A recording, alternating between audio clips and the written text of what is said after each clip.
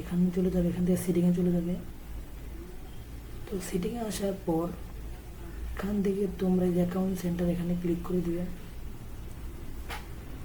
Account centre এখানে click করে দেওয়ার পর পার্সোনাল ডিটেলস নিচের দিকে এখান থেকে ক্রিয়েট ইনফো এখানে ক্লিক করে দেওয়ার পর এখান থেকে ম্যানেজ অ্যাকাউন্ট এখানে ক্লিক করে দেবে। এখান থেকে ডিঅ্যাক্টিভ অডিট সিলেকশন ক্লিক করে দিবে। এরপর তোমরা ডিলেট অ্যাকাউন্ট করতে পারবে, ডিঅ্যাক্টিভ করতে পারবে। আমি যেহেতু ডিলেট করবো, ডিলেট অ্যাকাউন্ট ক্লিক করে কন্টিনিউতে দিলাম। এখান থেকে তোমাদের পাসওয়ার্ডটা দিয়ে দিতে হবে। তো পাসওয়ার্ড দেওয়ার পর তুমি যে কারণে অ্যাকাউন্টটা ডিলিট করছো সেই কারণটা এখান দিয়ে দিবে। তো আমি একটা কারণ ডিলিট করছি, এখান থেকে কারণটা দিয়ে দিলাম। এখান থেকে কন্টিনিউ দেওয়ার পর এখান থেকে আবার কন্টিনিউ দিয়ে দিবে। তো এখান থেকে কন্টিনিউ সব দিয়ে দিবে।